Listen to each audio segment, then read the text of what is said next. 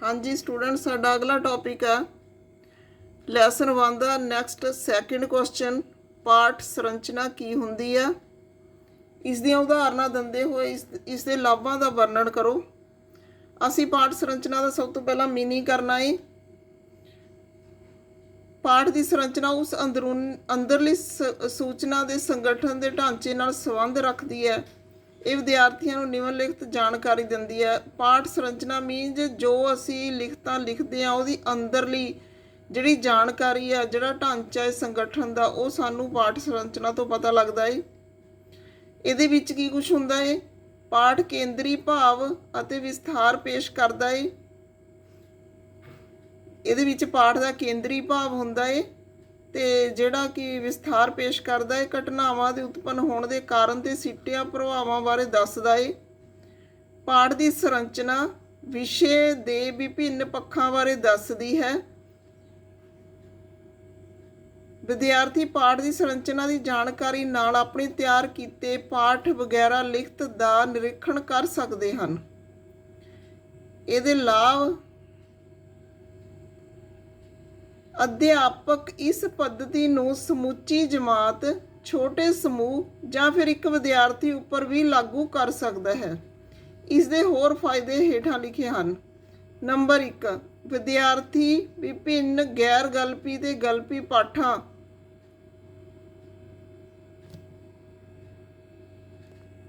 ਵਿੱਚ ਪੇਸ਼ ਸੰਰਚਨਾ ਨੂੰ ਪਛਾਣਨ ਤੇ ਵਿਸ਼ਲੇਸ਼ਣ ਕਰਨਾ ਸਿੱਖਦੇ ਹਨ। ਵਿਦਿਆਰਥੀ ਇਸ ਦੁਆਰਾ ਕੋਈ ਨਿਬੰਧ ਲਿਖ ਸਕਦੇ ਹਨ ਅਤੇ ਪਾਠਾਂ ਨੂੰ ਪੜ੍ਹਦੇ ਵਕਤ ਉਹਨਾਂ ਦੀ ਸੰਰਚਨਾ ਪਹਿਚਾਣ ਕੇ ਅਗਵਾਈ ਲੈ ਸਕਦੇ ਹਨ। ਮਨ ਦੀ ਸੰਰਚਨਾ ਦੀ ਯੁਕਤ ਸਿਖਾਉਣ ਦਾ ਇੱਕ ਸਮਝਣ ਦਾ ਜਾਂ ਸਮਝਣ ਲਈ ਅਧਿਆਪਕ ਨਿਮਨਲਿਖਤ ਪੜਾਅ ਅਪਣਾ ਸਕਦੇ ਹਨ। ਨੰਬਰ 1 ਤੇ ਪਾਠ ਚੁਣੋ ਤੇ ਫਿਰ ਉਸ ਨੂੰ ਵਿਦਿਆਰਥੀਆਂ ਨੂੰ ਪੜ੍ਹਨ ਲਈ ਦਿਓ। ਵਿਦਿਆਰਥੀਆਂ ਨੂੰ ਪਾਠ ਦੀ ਸੰਰਚਨਾ ਦੇ ਪੈਟਰਨ ਲੱਭਣ ਦਾ ਸੁਝਾਅ ਦਿਓ। ਵਿਦਿਆਰਥੀਆਂ ਨੂੰ ਸਾਂਝੀਆਂ ਪਾਠ ਬਣਤਰਾਂ ਬਾਰੇ ਦੱਸੋ। ਤਾਂ ਇਹਦੇ ਵਿੱਚ ਕੀ ਆ, ਇਸ ਦੇ ਲਾਭ ਇਹ ਨੇ ਕਿ ਵਿਦਿਆਰਥੀਆਂ ਨੂੰ ਰੁਝੇਵਿਆਂ ਵਿੱਚ ਪਾਉਣ ਲਈ ਅਧਿਆਪਕ ਇਸ ਦੀ ਵਰਤੋਂ ਕਰ ਸਕਦਾ ਹੈ। ਫਿਰ ਹੈ ਆਮ ਪਾਠ ਸੰਰਚਨਾਵਾਂ, ਕਾਮਨ ਟੈਕਸਟ ਸਟਰਕਚਰਸ, ਜਿਹੜੇ ਆਮ ਵਰਤੇ ਜਾਂਦੇ ਨੇ। 5 ਤਰ੍ਹਾਂ ਦੀ ਹੁੰਦੀਆਂ ਨੇ ਇਹ। ਇਹਦਾ ਮਤਲਬ ਇਹਦੀਆਂ ਟਾਈਪਸ ਨੇ ਇਹ ਸੰਰਚਨਾਵਾਂ ਦੀਆਂ। ਡਿਸਕ੍ਰਿਪਸ਼ਨ, ਵਰਣਨ। ਇਸ ਤਰ੍ਹਾਂ ਦੀ ਪਾਠ ਸੰਰਚਨਾ ਪਾਠਕ ਦੇ ਮਨ ਵਿੱਚ ਬਣੀ ਤਸਵੀਰ ਦਾ ਵਰਣਨ ਕਰਦੀ ਹੈ। ਲੇਖਕ ਕਈ ਤਰ੍ਹਾਂ ਦੀਆਂ ਵਿਸ਼ੇਸ਼ਤਾਵਾਂ, ਲੱਛਣਾਂ, ਤੱਤਾਂ ਤੇ ਮਿਸਾਲਾਂ ਦੀ ਸੂਚੀ ਦੁਆਰਾ ਕਿਸੇ ਵਿਸ਼ੇ ਦਾ ਵਰਣਨ ਕਰਦਾ ਹੈ। ਮਿਸਾਲ ਮੀਨਜ਼ ਐਗਜ਼ਾਮਪਲ। ਸੰਕੇਤਕ ਸ਼ਬਦ, ਮਿਸਾਲ ਵਜੋਂ ਵਿਸ਼ੇਸ਼ਤਾਵਾਂ, ਉਦਾਹਰਨਾਂ ਜਿਵੇਂ ਕਿ ਦੇ ਵਰਗਾ, ਦੇ ਨਾਲ ਵਰਣਨ ਕਰਨਾ ਆਦਿ। ਇਸ ਤਰ੍ਹਾਂ ਦੇ ਸ਼ਬਦ ਨੇ ਜਿਹੜੇ ਉਹ ਵਰਣਨ ਦੇ ਵਿੱਚ ਆਉਂਦੇ ਨੇ। ਮਿਸਾਲ, ਇੱਕ ਕਿਤਾਬ ਵੇਲ ਮੱਛੀ ਬਾਰੇ ਬਹੁਤ ਕੁਝ ਦੱਸਦੀ ਹੈ ਜਾਂ ਇੱਕ ਵਿਸ਼ੇਸ਼ ਖਿੱਤੇ ਦੀ ਭੂਗੋਲਿਕ ਸਥਿਤੀ ਦਾ ਵਰਣਨ ਕਰਦੀ ਹੈ। ਜਿਵੇਂ ਕਿਊ ਸ਼ਬਦ ਨੇ, ਤਾਂ ਇਹਦੇ ਵਿੱਚ ਤੁਸੀਂ ਦੇਖ ਸਕਦੇ ਹੋ ਕਿ ਇਹ ਕਿਹੜੀ ਟਾਈਪ ਹੈ ਲਿਖਤ ਦੀ। ਫਿਰ ਹੈ ਲੜੀਆਂ, ਕ੍ਰਮ, ਸੀਕੁਐਂਸ, ਆਰਡਰ। ਪਾਠ ਦੀ ਸੰਰਚਨਾ ਪਾਠਕ ਨੂੰ ਘਟਨਾਵਾਂ ਦੇ ਕਾਲਕ੍ਰਮ ਅਨੁਸਾਰ ਦੱਸਦੀ ਹੈ ਜਾਂ ਫਿਰ ਵਿਧੀ ਵਿਚਲੇ ਪੜਾਵਾਂ ਦੀ ਸੂਚੀ ਬਾਰੇ ਦੱਸਦੀ ਹੈ। ਲੇਖਕ ਉਹਨਾਂ ਮਦਾਂ ਜਾਂ ਘਟਨਾਵਾਂ ਨੂੰ ਸੰਖਿਆਵਾਂ ਜਾਂ ਕਾਲਖ ਲੜੀਆਂ ਵਿੱਚ ਸੂਚੀਬੱਧ ਕਰਦਾ ਹੈ ਜੋ ਕਿ ਸਪਸ਼ਟ ਅਸਪਸ਼ਟ ਹੁੰਦੀਆਂ ਹਨ। ਤਾਂ ਕਾਲਕ੍ਰਮ ਅਨੁਸਾਰ ਜਿਹੜੀਆਂ ਪਾਠ ਦੀਆਂ ਸੰਰਚਨਾਵਾਂ ਨੇ ਉਹ ਸੀਕੁਐਂਸ ਵਾਈਜ਼ ਕਰਦੀਆਂ ਨੇ ਪਾਠ ਨੂੰ। ਤਾਂ ਇਸ ਤਰ੍ਹਾਂ ਨਾਲ ਜਿਹੜੇ ਕਿਊ ਵਰਡਸ ਨੇ ਉਹ ਕਿਹੜੇ ਆਉਣਗੇ? ਪਹਿਲਾ, ਦੂਜਾ, ਤੀਜਾ, ਅਗਲਾ, ਬਾਅਦ ਵਾਲਾ, ਪਹਿਲਾਂ ਵਾਲਾ। ਇਸ ਤਰੀਕਾਂ ਦੀ ਅਸਲ ਵਰਤੋਂ ਕੀਤੀ ਜਾਂਦੀ ਇਹਦੇ ਵਿੱਚ। ਤਾਂ ਇੱਥੇ ਇਹ ਸ਼ਬਦ ਨੇ ਜਿਹੜੇ ਇਸ ਤਰ੍ਹਾਂ ਦੇ ਲੇਖਾਂ ਦੇ ਵਿੱਚ ਵਰਤੇ ਜਾਂਦੇ ਨੇ। ਜਿਵੇਂ ਇੱਕ ਐਗਜ਼ਾਮਪਲ ਹੈ ਇੱਥੇ, ਅਮਰੀਕੀ ਕ੍ਰਾਂਤੀ ਬਾਰੇ ਪੁਸਤਕ ਯੁੱਧ ਵਿੱਚ ਵਾਪਰੀਆਂ ਘਟਨਾਵਾਂ ਨੂੰ ਸੂਚੀਬੱਧ ਢੰਗ ਨਾਲ ਪੇਸ਼ ਕਰਦੀ ਹੈ। ਇੱਕ ਹੋਰ ਪੁਸਤਕ ਵਿੱਚ ਫਸਲ ਕੱਟਣ ਦੇ ਪੜਾਅ ਹੋ ਸਕਦੇ ਹਨ। ਇਸ ਤਰ੍ਹਾਂ ਨਾਲ ਜਿਹੜੀਆਂ ਇਹ ਐਗਜ਼ਾਮਪਲਸ ਤੁਸੀਂ ਕੀ ਕਰਕੇ ਦੇ ਸਕਦੇ ਹੋ ਇਹਨਾਂ ਦੇ ਵਿੱਚ। ਫਿਰ ਹੈ ਵਖਰੇਵਾਂ, ਤੁਲਨਾ, ਕੰਪੈਰੀਜ਼ਨ ਤੇ ਕੰਟਰਾਸਟ। ਇਸ ਤਰ੍ਹਾਂ ਦੇ ਪਾਠ ਦੇ ਵਧੇਰੇ ਤਰ੍ਹਾਂ ਦੇ ਲੋਕ ਘਟਨਾਵਾਂ, ਮੁੱਦਿਆਂ, ਧਾਰਨਾਵਾਂ, ਵਿਚਾਰਾਂ ਆਦਿ ਵਿਚਲੀਆਂ ਸਮਾਨਤਾਵਾਂ, ਵਖਰੇਵਿਆਂ ਦੀ ਜਾਂਚ ਕਰਦਾ ਹੈ। ਇਸ ਦੀ ਸੂਚਨਾ ਵਿਭਿੰਨ ਵਿਸ਼ਿਆਂ ਦੀ ਸਮਾਨਤਾ ਤੇ ਵਿਭਿੰਨਤਾ ਦੀ ਵਿਸਤਾਰ ਜਾਣਕਾਰੀ ਨਾਲ ਸੰਬੰਧਿਤ ਹੁੰਦੀ ਹੈ।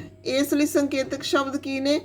ਪਰੇ, ਭਾਵੇਂ, ਫਿਰ ਵੀ, ਦੂਜੇ ਪਾਸੇ, ਜਦ ਕਿ, ਦੇ, ਵਰਗੇ, ਵੱਖ-ਵੱਖ, ਤੋਂ ਵੱਖ, ਕਿਸੇ ਤਰ੍ਹਾਂ, ਇਸੇ ਤਰ੍ਹਾਂ, ਭਿੰਨ ਤਰ੍ਹਾਂ ਆਦਿ। ਤਾਂ ਇਸ ਤਰ੍ਹਾਂ ਦੇ ਸ਼ਬਦ ਨੇ ਜਿਹੜੇ ਆਏ ਹੁੰਦੇ ਨੇ ਨਾ ਪਾਠਾਂ ਦੇ ਵਿੱਚ। ਜਿਵੇਂ ਐਗਜ਼ਾਮਪਲ ਦਿੱਤੀ ਹੋਈ ਆ, ਪੁਰਾਤਨ ਯੂਨਾਨ ਬਾਰੇ ਕੋਈ ਕਿਤਾਬ ਜੋ ਸਪਾਰਟਾ ਦੀਆਂ ਔਰਤਾਂ ਦੇ ਏਥੀਅਨ ਔਰਤਾਂ ਤੋਂ ਭਿੰਨ ਹੋਣ ਬਾਰੇ ਦੱਸਦੀ ਹੋਵੇ। ਦੂਜੀ ਇੱਕ ਹੋਰ ਐਗਜ਼ਾਮਪਲ ਦੇਖ ਸਕਦੇ ਹੋ ਤੁਸੀਂ। ਅੱਗੇ ਹੈਗਾ ਇਹਦਾ ਕਿੰਨਵੀਂ ਤਰ੍ਹਾਂ ਦਾ ਹੋ ਸਕਦਾ ਇਹ? ਚੌਥੀ ਤਰ੍ਹਾਂ ਦਾ ਕਾਰਨ ਪ੍ਰਭਾਵ ਸਿੱਟਾ। ਅਜਿਹੀ ਸੰਰਚਨਾ ਇੱਕ ਵਿਸ਼ੇਸ਼ ਮਤਲਬ ਇਹਦੇ ਨਾਮ ਤੋਂ ਹੀ ਸਪਸ਼ਟ ਹੈ ਕਿ ਕਾਰਨ ਤੇ ਪ੍ਰਭਾਵ ਜਾਂ ਸਿੱਟਾ ਬਾਰੇ ਦੱਸਦੀ ਹੋਵੇ ਜੇ ਸੰਰਚਨਾ, ਤਾਂ ਉਹ ਇਸ ਤਰ੍ਹਾਂ ਦੀ ਹੋ ਸਕਦੀ ਆ।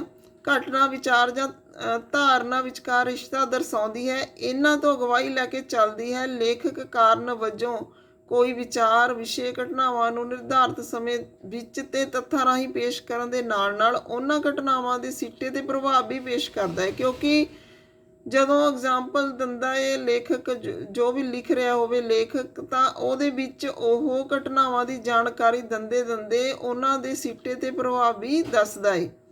ਇਹਦੇ ਸੰਕੇਤਕ ਸ਼ਬਦ ਹੋ ਸਕਦੇ ਨੇ ਜੇ, ਤਦ, ਕਿਉਂ, ਸਿੱਟੇ ਵਜੋਂ, ਇਸ ਲਈ, ਕਿਉਂਕਿ, ਵਿਅਰਥ, ਤਾਂ ਕਰਕੇ, ਫਲਸਰੂਪ ਆਦਿ। ਤਾਂ ਇੱਥੇ ਵੀ ਉਦਾਹਰਨਾਂ ਦਿੱਤੀਆਂ ਹੋਈਆਂ ਨੇ ਤੁਹਾਨੂੰ। ਅੱਗੇ ਸਾਡੇ ਕੋਲ ਹੈ ਸਮੱਸਿਆ ਦੇ ਹੱਲ। ਇਸ ਤਰ੍ਹਾਂ ਦੀ ਸੰਰਚਨਾ ਵਿੱਚ ਇੱਕ ਸਮੱਸਿਆ ਦੇ ਹੱਲ ਦੀ ਵਿਆਖਿਆ ਹੁੰਦੀ ਹੈ। ਉਸਦੇ ਹੱਲ ਤੋਂ ਬਾਅਦ ਉਸਦੇ ਪ੍ਰਭਾਵਾਂ ਦੀ ਚਰਚਾ ਕੀਤੀ ਜਾਂਦੀ ਹੈ। ਲੇਖਕ ਸਮੱਸਿਆ ਨੂੰ ਪੇਸ਼ ਕਰਦਾ ਹੈ ਤੇ ਉਸ ਸਮੱਸਿਆ ਦੇ ਕਈ ਹੱਲ ਵੀ ਦਰਸਾਉਂਦਾ ਹੈ। ਇਹਦੇ ਸੰਕੇਤਕ ਸ਼ਬਦ ਦਿੱਤੇ ਹੋਏ ਨੇ। ਸਮੱਸਿਆ ਹੈ ਕਿਉਂਕਿ, ਇਸ ਕਰਕੇ, ਤਾਂ ਹੀ, ਜੇਕਰ, ਤਦ, ਉਲਝਣ ਹੱਲ ਹੋ ਗਈ ਆਦਿ। ਤਾਂ ਇਸ ਦੀਆਂ ਵੀ ਐਗਜ਼ਾਮਪਲ ਦਿੱਤੀਆਂ ਹੋਈਆਂ ਨੇ ਤੁਹਾਨੂੰ। ਤਾਂ ਇਸ ਤਰ੍ਹਾਂ ਨਾਲ ਜਿਹੜਾ ਇਹ ਟੌਪਿਕ ਆ ਤੁਹਾਡਾ ਕੰਪਲੀਟ ਹੁੰਦਾ ਏ। ਟੈਕਸਟ ਸਟਰਕਚਰ ਕੀ ਹੁੰਦਾ ਏ, ਇਸ ਦੇ ਕੀ ਲਾਭ ਨੇ, ਉਦਾਹਰਨਾਂ ਦੇ ਕੇ ਸਮਝਾਓ। ਅੱਜ ਦੀ ਵੀਡੀਓ 'ਚ ਹੁਣ ਇਹੀ ਕੁਐਸਚਨ ਆ ਤੁਹਾਡਾ। ਅਗਲੀ ਵੀਡੀਓ 'ਚ ਫਿਰ ਨੈਕਸਟ ਕੁਐਸਚਨ ਕਰਦੇ ਹਾਂ ਆਪਾਂ। Okay, thanks.